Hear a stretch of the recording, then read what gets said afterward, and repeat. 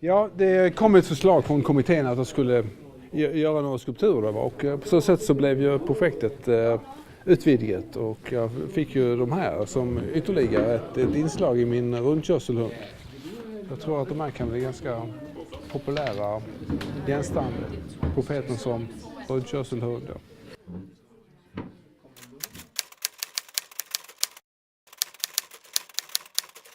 My name is David Pryce-Jones and I'm very glad to be here because we're defending free speech and that is the foundation of our civilization and it's under threat from people who don't understand what I've just said and it's also under threat from people who don't like our civilization and wish us to change and we won't.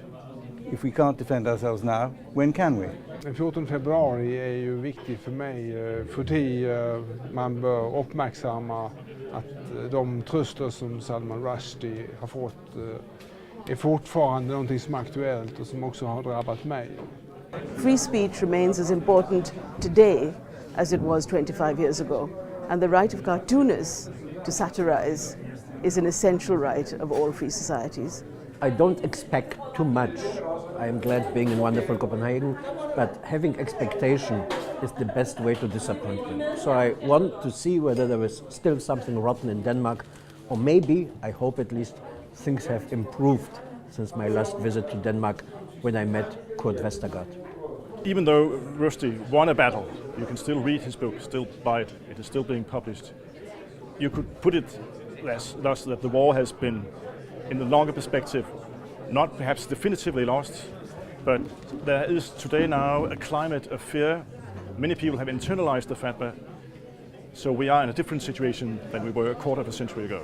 For me, it's very important that we are going to have this debate today because it's the 25th year of the Fatwa against Rushdie. This evening we will talk about different topics and we have a distinguished panel. It's also a very large panel, so I remind our honored speakers, please do not sort of speak for more than 5 minutes. But let me introduce to you Mr. David Pryce-Jones, who is senior editor of the magazine National Review. 1979 was a very important date. I think it will go down in the history books as important as 1789 and 1917. A new ideology was released in the world by Ayatollah Khomeini.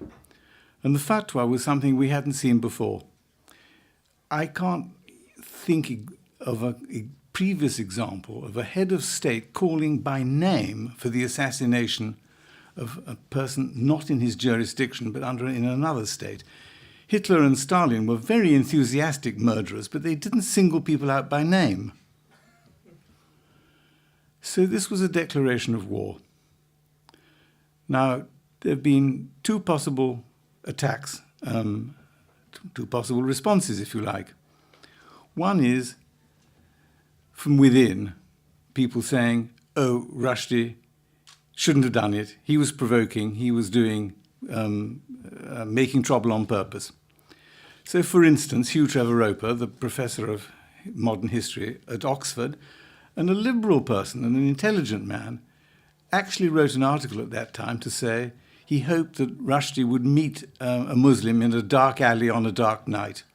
We have a situation where free speech is under threat in Britain, in India, in Pakistan, in many, many countries across the world, in the Middle East, as David pointed out, by the leaders of the Muslim Brotherhood rules, I think, 5 states in the Middle East, or has just been thrown out of power in one of them in Egypt, but has considerable hold on the Middle East. But its brother organization, the Jamaat-e-Islami, is very powerful across South Asia. And that organization was involved with militias that committed genocide in 1971 during the War of Liberation in Bangladesh, when Bangladesh came into existence as a separate state. I investigated some British Muslims who were involved with killings at that time and were also involved in mobilizing in the 80s against satanic verses.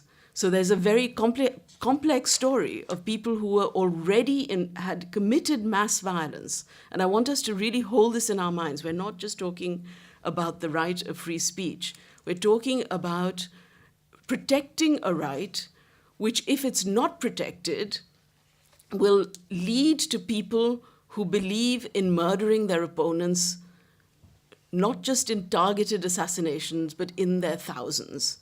So among the people who were killed by the militias was a professor of Bengali literature who was killed simply because of his love of Tagore.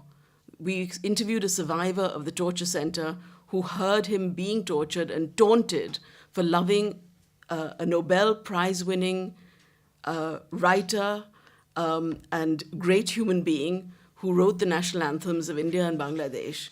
His words were banned and censored under the Pakistani military. I don't think this is a clash of civilizations. It's a clash of civilizational values, but people who hold those values exist in many countries across the world. There are young people in Britain who are fighting the political orthodoxies that keep silent about these things. Many of them are young atheists and freethinkers. Some of them are ex-Muslims.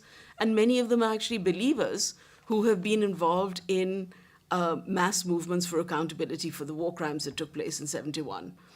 While European populations have become more skeptical to legislation against blasphemy or even racism, legislation against hate speech remains as strong as ever. What countless publicists, directors, CEOs, writers, artists, columnists, printing houses, subcontractors, etc. fear, and fear for good reasons, is to end up in a courtroom, national, federal, or European. Ending up there in the courtroom is an expressway to exposure, in particular exposure to radical Islamists and jihadists. Anti-hate laws have become a new and subtle way of artistic, spiritual, and political enslavement in the multiculturalist societies of the West. By criminalizing hate speech, might becomes right, we becomes you, our concerns become your concerns. The hate speech ideology of today is the most thriving form of collectivism in this most non-collectivist world we're living in. Hate speech legislation represents a new march into the brave new world according to the prophets of political correctness. But in effect, it is the end of discussion. Am I the only one in the room who's speculating now about total freedom of speech means that we won't have to sit here today because then fatwas would be totally okay? I'm just wondering, total freedom of speech means that a fatwa is okay? Well, the fatwa we're talking about is Khomeini putting a price on Rushdie's head. But he's not killing anybody. I think Henryk He's also inciting has a murder comment. with the backing of God. He killed some people. I mean, it doesn't start with the killing of someone, being intimidated and not doing some things because of being intimidated is bad enough. What I want to point out is the whole thing is first imbalanced and second a matter of fear. Maybe you remember 2 or 3 weeks ago there was a statement issued by one of the many United Nations human rights organizations telling the Catholic Church they have not only, the Vatican should not only deal with the child molesters, which is perfectly justified, the Catholic Church should also give up some of their dogmas and accept homosexuals and accept priests who want to marry. I was waiting for a day, 2 days, 3 days a week for a similar statement directed at the Ayatollahs in Iran, telling them not to stone adulterers and telling them not to hang homosexuals on cranes and also telling them to stop the nice habit of marrying young virgins at the age of 11. So why does the United Nations body of this Human Rights Committee, why do they deal only with the sins of the Catholic Church? Because for a very simple reason, they're not afraid of any consequences. It's a culture of fear which was instilled in the public discourse during the last 25 years. And the culture of fear is not decreasing, it is increasing. So, well, this war is certainly going on, possibly for another 25 years, but I refuse to say that it has been lost, as Ken and Malik suggest.